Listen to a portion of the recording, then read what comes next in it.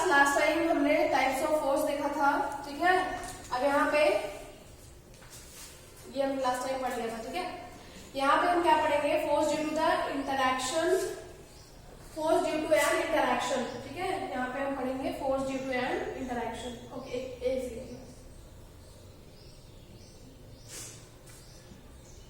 हाँ, तो अभी आप यहाँ पे देखो क्या है, फोर्स ड्यू टू एन इंटरैक्शन में क्या है, suppose a man is standing behind a stationary car, will the car move due to his patience?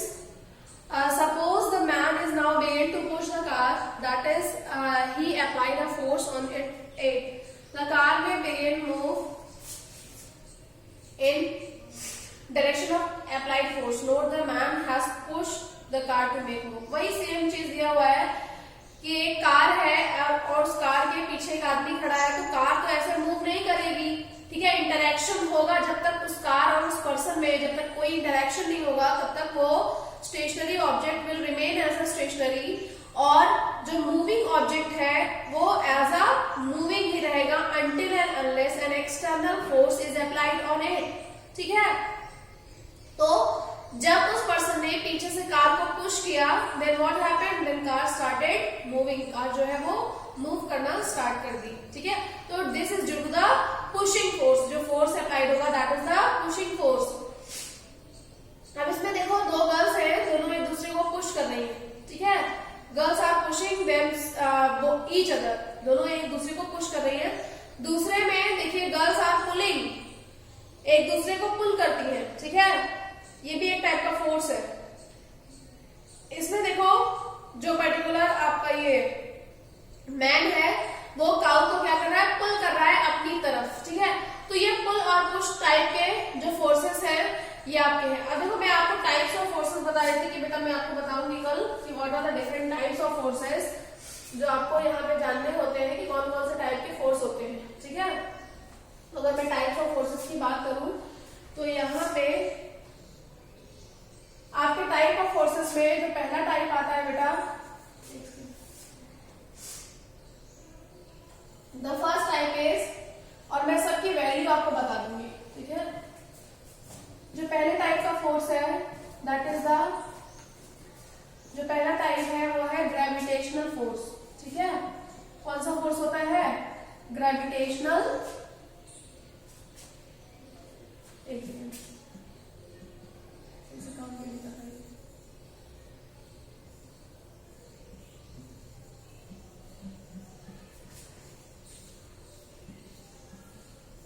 Gravitational force, ठीक है। पहला है आपका ग्रेविटेशनल फोर्स, दूसरा है आपका इलेक्ट्रोस्टैटिक फोर्स, ठीक है।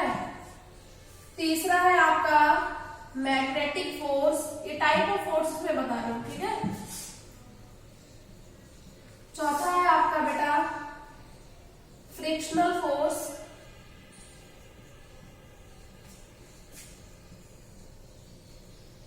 ठीक। पांचवा है आपका सेंट्रीपिटल फोर्स,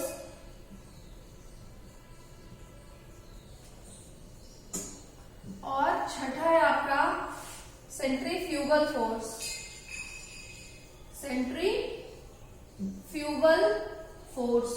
सारे फोर्सेस आप मैंने अभी देखे हैं, मैं आपको बता देती हूँ कौन कौन से टाइप्स के हैं।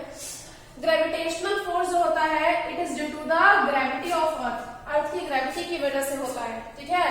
और हमारे अर्थ की जो ग्रेविटी है, जो वैल्यू है ग्रेविटी की दैट इज 9.8 है, ठीक है। 9.8 मीटर पर सेकेंड ये हमारी अर्थ की ग्रेविटी है, ठीक है। ये एक तरह से आप acceleration due to gravity, gravity की वजह से नॉर्मल अगर कोई बॉल ऊपर से नीचे गिरती है तो इसी स्पीड से गिरती है, ठीक है। 9.8 मीटर पर सेकेंड नॉर्मल में। इलेक्ट्रोस्टैटिक फोर्स क्या होता है, ये इलेक्ट्रिसिटी, मतलब इलेक्ट्रिसिटी में अप्लाई होता है। This force is applied in electricity means the force which applied at the when the electricity is pass from one position to another. मान लो ये एक वायर है, इस वायर से ए पोजीशन से बी पोजीशन तक wire has been drawn and electricity has been run in this wire, then the force applied in this wire will be the electrostatic force. The third one is the magnetic force. It applied in the magnetic object. जो magnetic objects होते हैं उसमें magnetic force आपका apply किया जाता है force होता है बेटा, देखो हमेशा दो चीजें होती है, इलेक्ट्रोस्टैटिक फोर्स और मैग्नेटिक फोर्स, दोनों फोर्स हमेशा एक दूसरे के परपेंडिकुलर होते हैं। कहीं भी अगर आपका इलेक्ट्रोस्टैटिक फोर्स लगेगा तो आपका मैग्नेटिक फोर्स लगना ही लगना है, ठीक है। अगर इलेक्ट्रोस्टैटिक फोर्स लगेगा तो मैग्नेटिक फोर्स आपका वहां पे लगना ही लगना है। और लास्ट ईयर याद करिए मैंने आपको सिखाया था कि जब बेल बजती है, जब जो बेल आपकी, जैसे आप घरों में आप लोग लगाते नहीं हो, मान लो कोई बाहर से आया, उसने बेल की बटन को ऑन किया, तो that is due to the electricity. लेकिन इलेक्ट्रिसिटी की वजह से बेल क्या हो रही है, बेल रिंग हो रही है ना। घर में जो बेल लगी होती है, दैट इज रिंगिंग बेल जो होती है हमारी, वो घर में लगी होती है, वो किसकी वजह से काम करती है, इलेक्ट्रिसिटी की वजह से काम करती है। अब देखो क्या है, जो बेल है उसके अंदर मैग्नेट फीट रहता है, ठीक है, उसके अंदर मैग्नेट फीट रहता है, और बाहर से हम जब इलेक्ट्रिसिटी पास करते हैं तो वो एक दूसरे के परपेंडिकुलर में जाके तब बेल को रिंग करती है। ये लास्ट ईयर मैंने पढ़ाया था 7th क्लास में आपको। नेक्स्ट है फ्रिक्शनल फोर्स। फ्रिक्शनल फोर्स किस वजह से होता है, frictional force is basically due to the, आप कह सकते हो कि जैसे ग्राउंड में चल रहे हो, ऑपोजिट फोर्स है ये, ठीक है, मोशन का ऑपोजिट फोर्स है, ठीक। जैसे ग्राउंड में आप चल रहे हैं, तो जब ग्राउंड में चलेंगे तो क्या होता है, धीरे धीरे जैसे जैसा ग्राउंड हो, जैसे ज्यादा पथरीला ग्राउंड है तो उसमें फ्रिक्शनल फोर्स क्या होगा, ज्यादा होगा। जैसे मार्बल वाला ग्राउंड है, टाइल्स वाला ग्राउंड है, तो उसमें फ्रिक्शनल फोर्स लेस होगा। मतलब एक तरह से ऑपोजिंग फोर्स है जो बॉडी के मोशन को अपोज करता है। अगर बॉडी मूव करती है तो it opposes the motion of a body, that is called the frictional force, उसको हम फ्रिक्शनल फोर्स कहते हैं, ठीक है। नेक्स्ट है आपका सेंट्रीपिटल फोर्स। सेंट्रीपिटल फोर्स कहाँ अप्लाइड होता है, मैं आपको बता दूं। जैसे एक मान लो गर्ल है, ये एक लड़की है, ठीक है। अब ये लड़की ने एक स्ट्रिंग लिया, दैट इज धागा लिया, और धागे में एक पत्थर को बांध दिया है, ठीक है।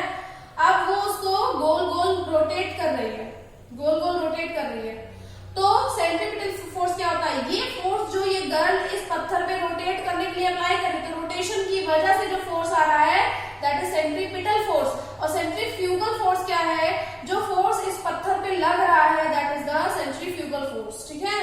तो जब रोटेशन, एक तरह से रोटेशनल फोर्स आप कह सकते हैं, रोटेशन होता है, तो जो सेंटर में ऑब्जेक्ट है वो जो फोर्स अप्लाई कर रहा है that is the centripetal force, और जो ऑब्जेक्ट मूव कर रहा है उस पे जो फोर्स अप्लाई हो रहा है that is the centrifugal force, उसको हम सेंट्रीफ्यूगल फोर्स कहते हैं। क्लियर है इतना सबको? टाइप्स ऑफ फोर्सेस में सेंट्रीपिटल फोर्स, सेंट्रीफ्यूगल फोर्सेस, ये सारे आपके आते हैं, ठीक है। यहाँ पे देखिए आगे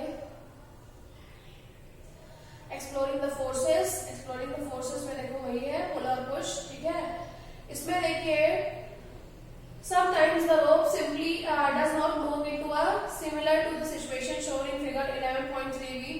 The teams pull the harder, that is applied by the force applied of the object in the same direction or to one another. Now recall what happened when your friend had pushed the heavy box in the same direction. Activity 1.12. If the two forces in the opposite direction of an object, the net force acting on difference is 0. अब ये जो word लिखा हुआ है ये मैं आपको बताती हूँ क्या होता है, ठीक है। मैग्नीट्यूड भी क्या होता है ये भी मैं आपको यहाँ पे एक्सप्लेन करती हूँ, देखो।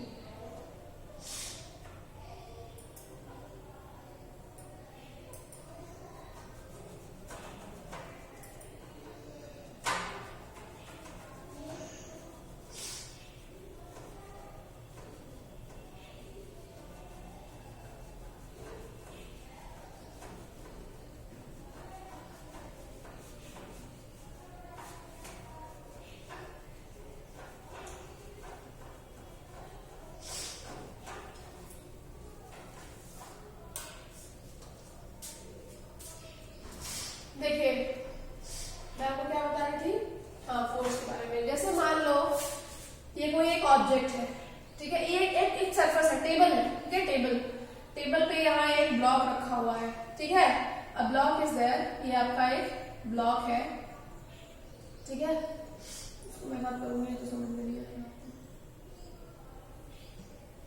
ये एक टेबल है, इस टेबल पे ये ब्लॉक रखा हुआ है। अब देखो क्या होगा, जब ये टेबल पे ब्लॉक रखा हुआ है तो इस पे फोर्सेस अप्लाई होंगे, ठीक है।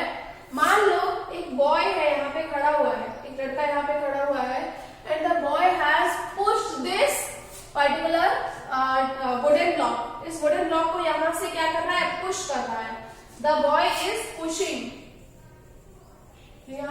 कर रहा है, ठीक है। दिस पर्टिकुलर ब्लॉक, ये ब्लॉक को वो पुश कर रहा है। अब क्या होगा, जब ये ब्लॉक को पुश करेगा तो एक फोर्स इसने यहां से अप्लाई किया, it is called the applied force. जो यहां से इसने फोर्स अप्लाई किया इसको हम सिंपल एफ कहेंगे, that is the applied force. ये आपका कैसा फोर्स है, अप्लाइड फोर्स है, ठीक है। It is the applied force, ये इसका अप्लाइड फोर्स हो गया, ठीक है। अब देखिए दूसरा, जब इस पर्टिकुलर बॉय ने यहाँ पे फोर्स को अप्लाई किया तो जो आपका ये वुडन ब्लॉक है it will move towards the right side.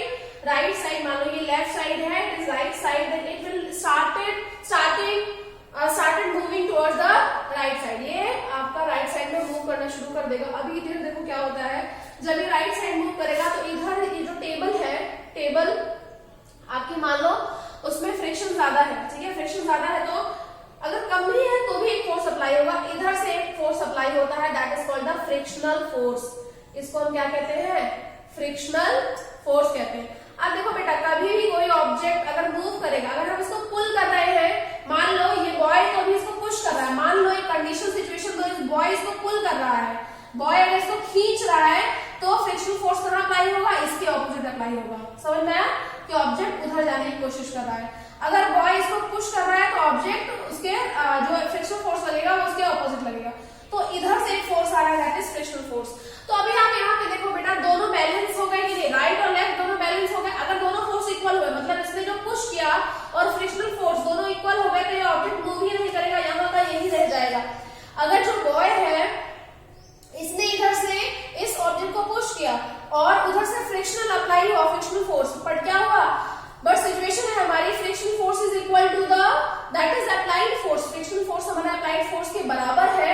उस केस में क्या होगा, the object will not move, या फिर ये जो वुडन ब्लॉक है it will not move, it will remain in its position. वो अपनी पोजीशन पर रिमेन एज इट इज रहेगा, जैसा वो है वहां पे, ठीक है। ये होता है। अब एक सिचुएशन देखिए आप, यहाँ पे हमने मतलब दोनों फोर्स को बैलेंस कर दिया, ठीक है। बैलेंस फोर्स हो गया हमारा, एक तरह से दोनों सिचुएशंस यहाँ पे बैलेंस है आपकी, ठीक।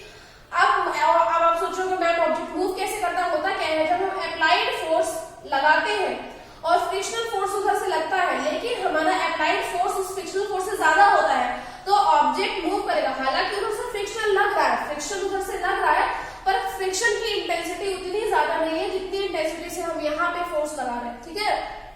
समझ में आया, frictional force has not that much intensity as compare to the boy और the person is applying on this wooden object. इस वुडन ऑब्जेक्ट पे जो अप्लाई कर रहा है उसकी इंटेंसिटी ज्यादा होगी तब मूव करेगा, ठीक है। अभी एक आइडियल सिचुएशन में वैसे लेते हैं जिसमें बॉय ने जितना ही फोर्स अप्लाई किया उतना ही उस फ्रिक्शनल ने अपोज किया, उतना ही फोर्स अपोज किया। मान लो 5 न्यूटन का लगाया, फोर्स का यूनिट न्यूटन होता है, तो इधर भी इसने 5 न्यूटन से अपोज किया तो दोनों बराबर हो गया, ऑब्जेक्ट वही का वही रहेगा। मान लो इसने 10 न्यूटन लगाया पर उधर से 5 ही न्यूटन आया, तो obviously object will move toward the right side की तरफ मूव करना शुरू कर देगा।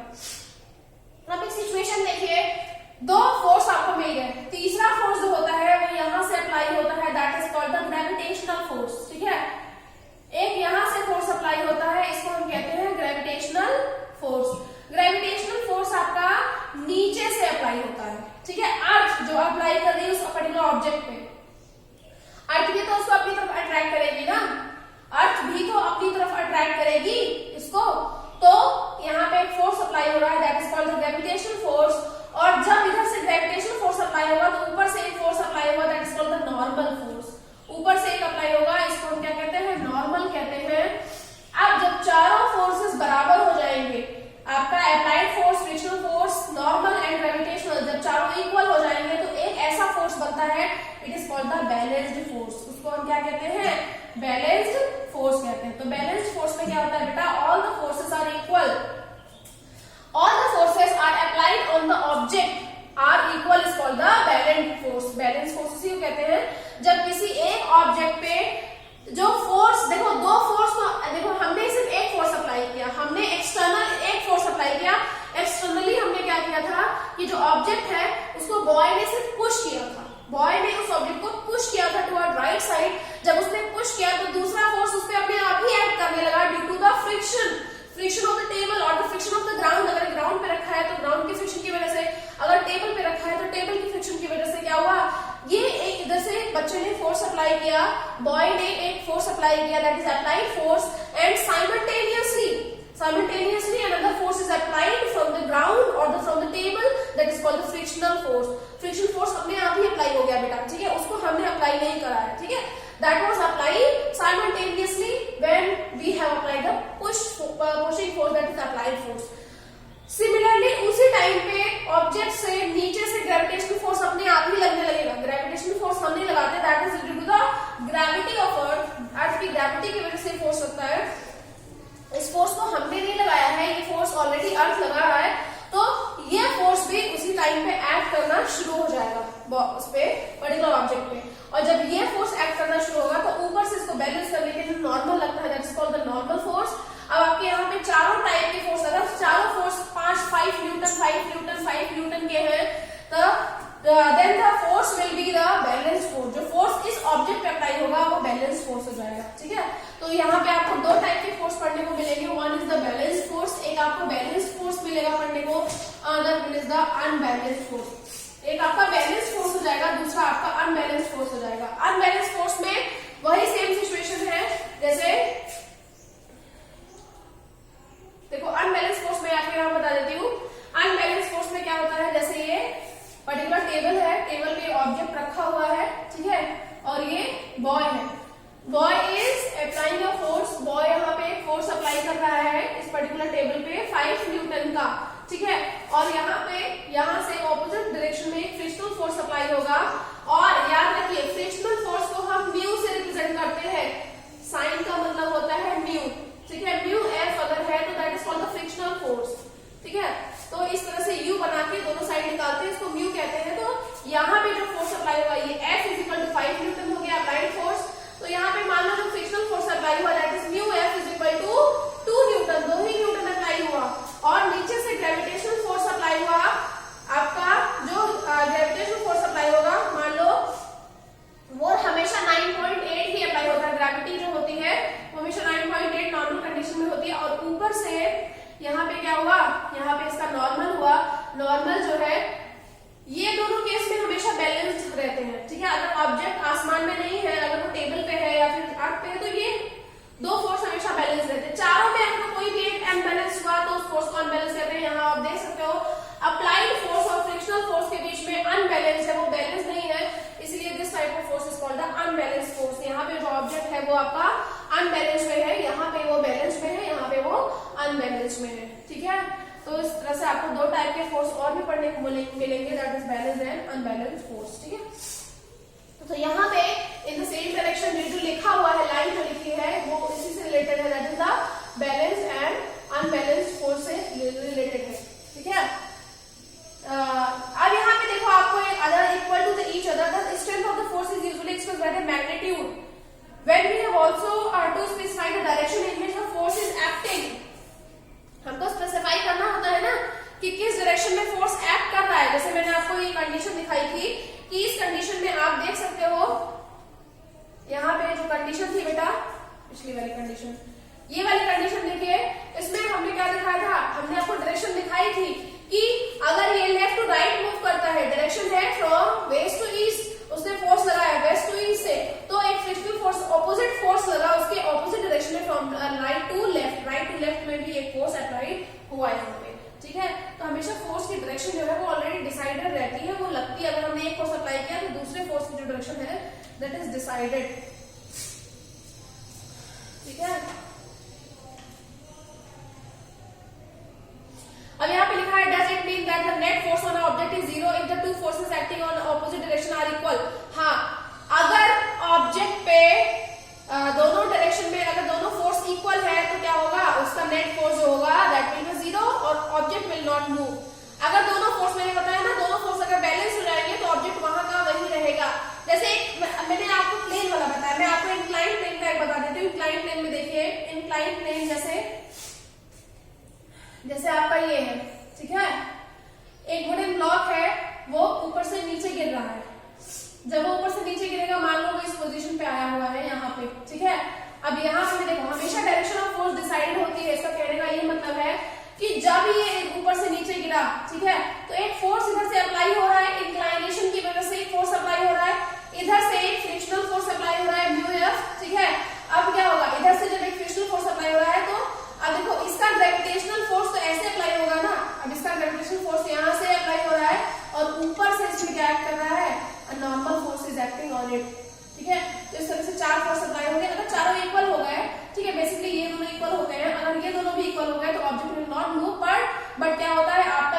फोर्स है लेस है और ये ज्यादा है, इसलिए ऑब्जेक्ट आपका मूव करना शुरू कर देगा। ठीक, यहाँ पे ये होता है। A force can change the state of motion, वही मैंने बताया कि फोर्स जो है वो किसी भी मूविंग ऑब्जेक्ट को स्टॉप कर सकता है, किसी भी मोशन ऑब्जेक्ट को, किसी भी मूविंग ऑब्जेक्ट को स्टॉप कर सकता है, और किसी भी ऐसे ऑब्जेक्ट को जो रुका हुआ है, रेस्ट में है, उसको मूव करा सकता है। ठीक है, तो फोर्स क्या होता है? Force can stop a moving object and it can start a rest object. Force कुछ भी कर सकता है, वो मूविंग ऑब्जेक्ट को स्टॉप कर सकता है और चलते हुए ऑब्जेक्ट को रोक सकता है। चलते हुए ऑब्जेक्ट को रोक सकता है, रुके हुए ऑब्जेक्ट को क्या कर सकता है? वो चला सकता है। समझ में आया ना? ये प्रोसेस है। नेक्स्ट क्या है आपका बेटा? अब यहाँ देखिए क्या लिखा हुआ, ए change in either the speed of an object और डायरेक्शन ऑफ मोशन और both is described the change in the state of motion. Thus the force may be bring the change in the state of motion of an object। ये मैंने आपको बताया है कि force जो है हमेशा स्टेट चेंज करने में हेल्प करता है। बाकी मैं अगली क्लास में पढ़ाऊंगी। अभी इस जितना पढ़ाया उसमें आपको कोई डाउट, जितना मैंने पढ़ाया उसमें कोई डाउट है आपको बेटा?